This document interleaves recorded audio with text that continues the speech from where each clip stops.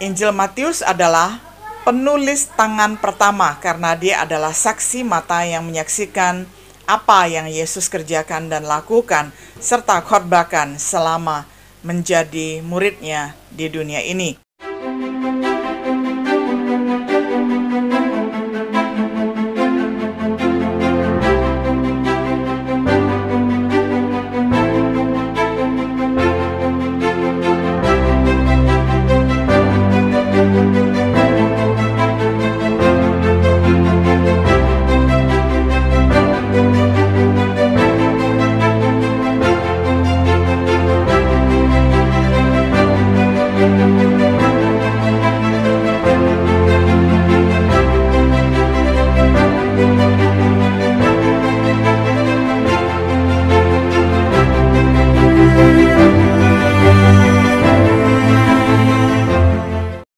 Shalom sahabat setia yang dikasihi oleh Tuhan. Jumpa kembali di dalam acara Renungan Sahabat Setia. Pada hari ini kita akan memulai episode yang pertama dari perenungan kitab Matius. Kita mulai pada episode yang pertama ini dengan pengantar kitab Matius. Saya akan bacakan firman Tuhan dari Matius 28 ayat 18 sampai yang ke-20. Yesus mendekati mereka dan berkata, "Kepadaku telah diberikan segala kuasa di surga dan di bumi. Karena itu, pergilah, jadikanlah semua bangsa muridku, dan baptislah mereka dalam nama Bapa dan Anak dan Roh Kudus. Dan ajarlah mereka melakukan segala sesuatu yang telah kuperintahkan kepadamu, dan ketahuilah, aku menyertai kamu senantiasa sampai kepada akhir zaman." Demikianlah firman Tuhan dari Matius 28 ayat 18 sampai 20. Kitab Matius selalu menempati posisi yang sangat dihargai di dalam iman dan kehidupan gereja. Seperti yang dikatakan oleh William Barclay, saat kita beralih ke Matius, kita beralih ke kitab yang bisa disebut dokumen tunggal terpenting dari iman Kristen. Karena di dalamnya kita memiliki akun yang paling lengkap dan paling sistematis mengenai kehidupan dan ajaran Yesus. Tulisan para bapak gereja mula-mula mengungkapkan bahwa yang paling sering dikutip itu adalah kitab Matius. Ini adalah Injil yang paling banyak dibaca selama 2 abad pertama dari sejarah gereja. Kita perhatikan yang pertama tentang penulis dan tanggal penulisan. Penulisnya jelas tertera di situ adalah Matius ataupun Lewi. Di dalam kanon Injil, kitab Matius diterima tanpa keraguan oleh gereja mula-mula. Matius yang bersuku Lewi pernah menjadi pemungut cukai ataupun pemungut pajak. Dia adalah salah satu murid Yesus yang mula-mula. Dia dipilih menjadi salah satu dari 12 rasul. Dan Matius juga menjadi rekan kerja yang dekat dengan Yesus selama pelayanannya. Injil Matius adalah penulis tangan pertama karena dia adalah saksi mata yang menyaksikan apa yang Yesus kerjakan dan lakukan serta khotbahkan selama menjadi muridnya di dunia ini. Dia tidak seperti Lukas yang bergantung pada saksi mata lain. Lalu tanggal penulisannya diperkirakan sebelum tahun 70 Masehi.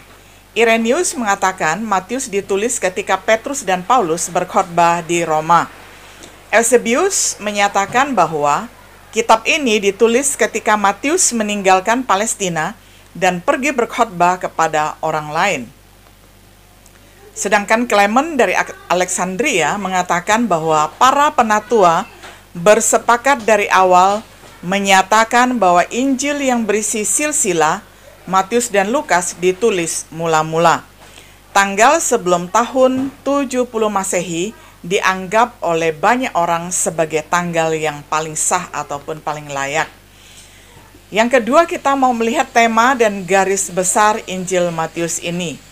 Tema atau tujuannya adalah ditulis untuk orang Yahudi, dirancang untuk membuktikan bahwa Yesus adalah Mesias sesuai dengan nubuatan Perjanjian Lama. Dibuktikan oleh seruannya yang sering mengacu kepada nubuatan mesianik Perjanjian Lama Matius mengutip dari hampir setiap kitab di Perjanjian Lama. 12 kali dia mengidentifikasi nubuatan Perjanjian Lama seperti yang digenapi di dalam kehidupan Yesus. Dapat dikatakan bahwa temanya adalah Yesus, Raja orang Yahudi. Garis besar secara rinci yang diadaptasi dari The Wycliffe Bible Commentary, yang pertama-tama adalah kelahiran dan masa kecil Yesus Kristus di pasal pertama. Dan kita bisa melihat ada silsilah Kristus, ada kelahiran Kristus, ada kunjungan orang Majus, pengungsian ke Mesir dan pembantaian bayi, tempat tinggal di Nazaret. Persiapan untuk pelayanan Yesus dimulai dari pasal yang ketiga. Ada pendahulu Kristus, yakni saudara sepupunya yang merintis jalan adalah Yohanes Pembaptis. Lalu Yesus dibaptis oleh Yohanes Pembaptis. Lalu Yesus dibawa ke padang gurun untuk dicobai.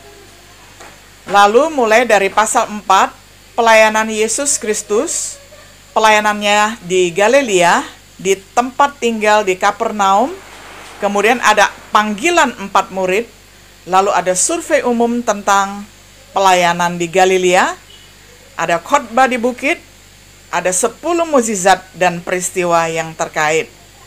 Ada misi 12 murid, ada jawaban Yesus Kristus untuk Yohanes dan pengajaran yang terkait, ada penentangan dari orang-orang Farisi, serangkaian perumpamaan tentang kerajaan surga, lalu mundurnya Yesus setelah pemenggalan kepala Yohanes Pembaptis, ada konflik dengan orang Farisi karena tradisi.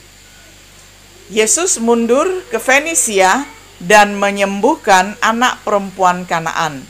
Lalu Yesus kembali ke Danau Galilea dan melakukan mukjizat. Lalu ada konflik baru dengan orang Farisi dan orang Saduki. Lalu Yesus mundur ataupun menyingkir ke wilayah Kaisaria Filipi.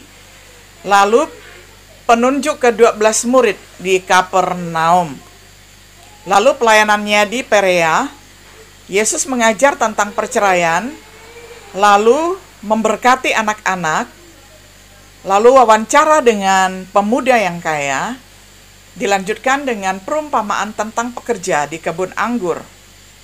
Ada pelayanannya di Yudea, nubuatan tentang kematian dan kebangkitan Kristus, ada permintaan ambisius dari putra-putra Zebedius, penyembuhan 2 orang buta, lalu pelayanannya di Yerusalem, memasuki kota Yerusalem dengan dielu-elukan, lalu ada peristiwa menyucikan bait Allah, lalu Yesus mengutuk pohon ara yang tidak berbuah.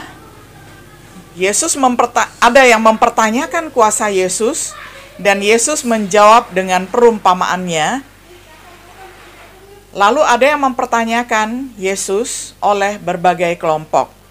Dan Yesus mengecam ahli-ahli Taurat dan orang-orang Farisi. Dan ada wacana zaman akhir.